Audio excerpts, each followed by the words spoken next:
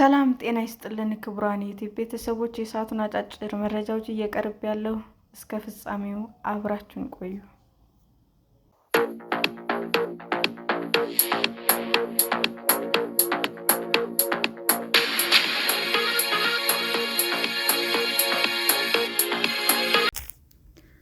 የገንዘብ ሚኒስቴር ለ2 ዓመት ተቋርጦ የነበረው የማህበራዊ ልማት ቀረጥ ዕዳ እንዲከፈል አዘዘ።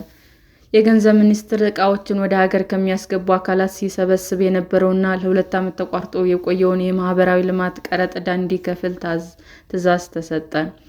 የገንዘብ ሚኒስቴር ህዳር 23 ቀን 2018 ዓ.ም ለጉምሩክ ኮሚሽን በጻፈው ደብዳቤ ለትምህርት፣ ለስልጠናና ለጤና ተቋም መልሶ ማቋቋሚያና ግንባታ እንዲሁም ለሌሎች የማህበራዊ አገልግሎቶች ማስፋፊያ የሚውል የፋይናንስ ምንጭ የሚያስገኝ የማህበራዊ ልማት ቀረጥ ዕዳ መሰብሰብ እንዲጀምር ትዕዛዝ አስተላልፏል። አሰራሩ በመመሪያ ተግባራዊ መደረግ ከጀመረበት 2014 ዓ.ም ጀምሮ አበረታች ገቢ ሲሰበስብ መቆየቱን በማስታወሱ፣ ነገር ግን ተግባራዊ ከሆነበት ጊዜ ጀምሮ መሰብሰብ የነበረበትን የማህበራዊ ልማት ቀረጥ በወቅቱ ባለመሰብሰቡ ጉምሩክ ኮሚሽን ውዝፍ የታክስ ዕዳ እንዲከፍለው ዕቃዎችን ወደ ሀገር ያስገቡ አካላትን እየጠየቀ እንደነበር ገልጿል። በጉዳዩ ላይ ተለዋዋጭ ውሳኔ እስኪሰጥ ዕዳውን የመሰብሰብ ሂደት ለጊዜው እንዲዘገይ ከስምምነት መድረሱን በታህሳስ ወር 2016 ዓ.ም ሚኒስቴሩ በጻፈው ደብዳቤ ማስታወቁን አስታውሷል። ሆኖም ግን ጉዳዩ ውሳኔ ሳያገኝ ተንጠልጥሎ መቆየቱን በኮሚሽኑ በግብር ከፋዮች መሃል የታክስ አስተዳደር ችግር እየሆነ በመምጣቱ ጉዳዩን በልዩ ሁኔታ በማየት የታክስ ዕዳ ማቅለያ ውሳኔ መስጠቱ ተገቢ መሆኑን እንደታመነበት የገንዘብ ሚኒስቴር ደብዳቤ አስታውቋል። በመሆኑም ፍሬ ግብሩን ወይም ከቅጣትና ከወለድ ውጭ ሊከፍል የሚገባውን ዋና ግብር መክፈል እንደሚገባውና መቀመጫው እንዲነሳ በፋይናንስ አዋጅ መሰረት ለሚኒስትሩ በተሰጠው ስልጣን በፍሬ ግብሩ ላይ የተጠየቀው ወለድ ቀሪ እንዲሆን አዟል። በተጨማሪም ፍሬ ግብሩን በአንድ ጊዜ መክፈል የማይችሉ ግብር ከፋዮች የከፋይ ስምምነት በተራዘመ ጊዜ እንዲከፍሉ በማለት በሚኒስትሩ አቶ አህመድ ሼድ ተፈርሞ የወጣው ደብዳቤ ላይ ተመልክቷል።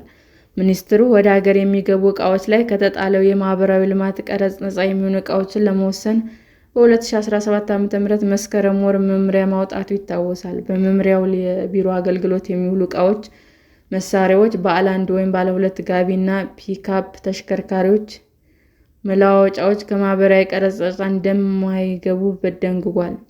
ተጨማሪም ከ8 መቀመጫ በታች ያላቸው አውቶሞቢሎችና መለዋወጫዎች በተመሳሳይ ቀረጥ ይጣልባቸዋል መባሉ ይታወሳል። በመንግስት ባለቤትነት ስር ያሉ ወይም ለህብረተሰቡ በነፃ አገልግሎት የሚሰጡ የትምህርት ተቋማት፣ የህፃናት፣ የሴቶች፣ የአረጋውያን፣ የአእምሮ ህመምተኛና የአካል ጉዳተኛ መርጃ ድርጅቶች ከውጭ በእርዳታ የሚልኩላቸው ዕቃዎች ከቀረጥ ነፃ መደረጋቸውን በመመሪያው ሰፍሯል። በሰው ሰራሽ በተፈጥሮ አደጋ ጉዳት ለሚደርስባቸው ወገኖች የአስቸኳይ ጊዜ ድጋፍ የሚሰጡ ድርጅቶች ከውጭ ሀገር በእርዳታ የሚልኳቸው ዕቃዎች ኢትዮጵያ በፈረመቻቸው ዓለም አቀፍ ስምምነቶች ከቀረጥ ነፃ፣ ከታክስ ነፃ ሆነው ሀገር ውስጥ እንዲገቡ የተፈቀደላቸው ዕቃዎች እንዲሁም በብሔራዊ ባንክ ወደ ሀገር የሚገቡ ሳንቲሞች፣ የገንዘብ ኖቶችና የብርና የወርቅ ጠገራዎች ከቀረጥ ነፃ መደረጋቸው ይታወሳል።